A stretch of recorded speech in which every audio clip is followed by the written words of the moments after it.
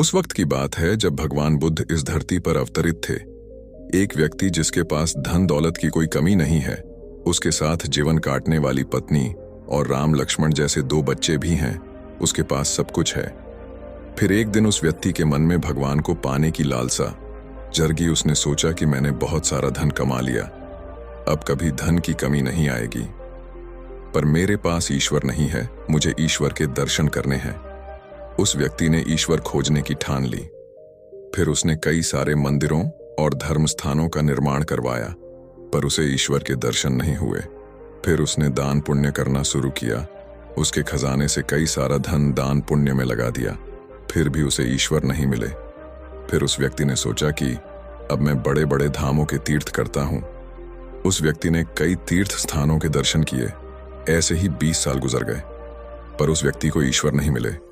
भगवान को पाने की कोशिश करते करते वो इंसान थक गया और आखिरकार वो एक दिन महात्मा बुद्ध के पास गया और कहने लगा कि महात्मा, मैं 20 साल से ईश्वर को खोज रहा हूं, पर मुझे ईश्वर कहीं भी नहीं मिले।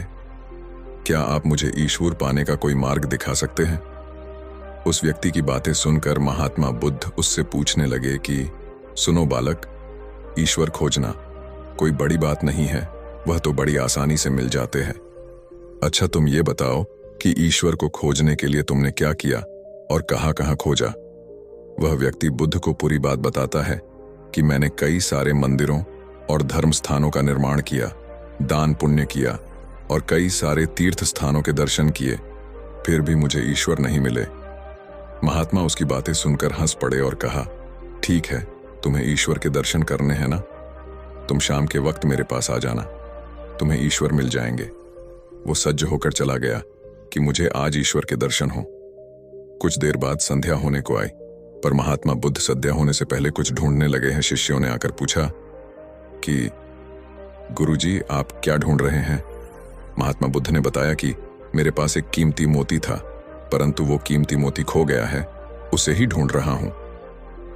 महात्मा बुद्ध की बात सुनकर शिष्य भी उस मोती को ढूंढने में लग गए। सभी मोती को ढूंढ ही रहे थे कि इतने में वह व्यक्ति भी वहां पहुंच गया। उसने देखा कि कुटिया के बाहर महात्मा बुद्ध और उनके शिष्य कुछ ढूंढ रहे हैं। उस व्यक्ति ने बुद्ध के पास जाकर पूछा कि गुरुजी, आप सब क्या ढूंढ रहे हैं? महात्मा बुद्ध ने बताया कि मेरा कीमती मोती खो गया है, उसे ही ढूंढ रहे हैं। यह सुनकर वो व्यक्ति भी उस खोए हुए मोती को पूरी लगन से ढूंढने लगा। ढूंढते ढूंढते रात होने को आई, पर मोती नहीं मिला। वह व्यक्ति परेशान हो गया। फिर महात्मा बुद्ध से पूछा कि गुरुजी, आपने आखिरी बार मोती को कहां देखा था? ठीक से याद कीजिए। महात्मा बुद्ध सोचकर बताते हैं कि मैंने आखिरी बार मोती को कुटिया के अंदर देखा था। यह सुनकर वह व्यक्ति थोड़ा गुस्से हो गया और बुद्ध से कहने लगा, लगता है आप में थोड़ी सी भी अक्ल नहीं है। अगर मोती आपकी कुटिया के अंदर गुम हुआ है तो कुटिया के अंदर ही मिलेगा ना, बाहर थोड़ी मिलेगा। आप सब व्यर्थ में बाहर इधर उधर ढूंढ रहे हैं और मुझे भी अपने साथ ढूंढा रहे हैं। आप अपना तो समय व्यर्थ कर रहे हैं, पर दूसरों का भी समय व्यर्थ कर रहे हैं। फिर महात्मा बुद्ध उस व्यक्ति के सामने देखकर मुस्कुराने लगे। यह देखकर वह व्यक्ति बोला कि महात्मा, आप हंस रहे हैं, मुझे कुछ समझ में नहीं आया। यह भी पढ़े। गौतम बुद्ध और घमंडी साधु महात्मा बुद्ध बोले, वत्स, मैं तुम्हें यहां बुलाकर समझाना चाहता था कि जिस ईश्वर को तुम 20 बिना सोचे इधर उधर ढूंढ रहे हो, उसे तुमने कभी अपने अंदर की कुटिया में खोजा ही नहीं। ईश्वर कभी खोजने से नहीं मिलते, उसके लिए तन मन पवित्र होना चाहिए, तभी ईश्वर के दर्शन होते हैं। अगर तुम ईश्वर के सच्चे दर्शन करना चाहते हो तो इधर उधर भटकना छोड़कर अपने अंतरात्मा में ध्यान लगाओ। ईश्वर तुम्हें वहीं मिलेंगे। अपने अंदर के ईश्वर को तुम देख लोगे तो हर जगह, हर इंसान में तुम्हें बस ईश्वर ही दिखाई देंगे। महात्मा बुद्ध की अमृत भरी वाणी सुनकर उस व्यक्ति अपनी गलती का एहसास हुआ और बुद्ध के चरणों में गिर पड़ा और माफी मांगते हुए कहा कि मैं व्यर्थ में ही इधर उधर भटक रहा था।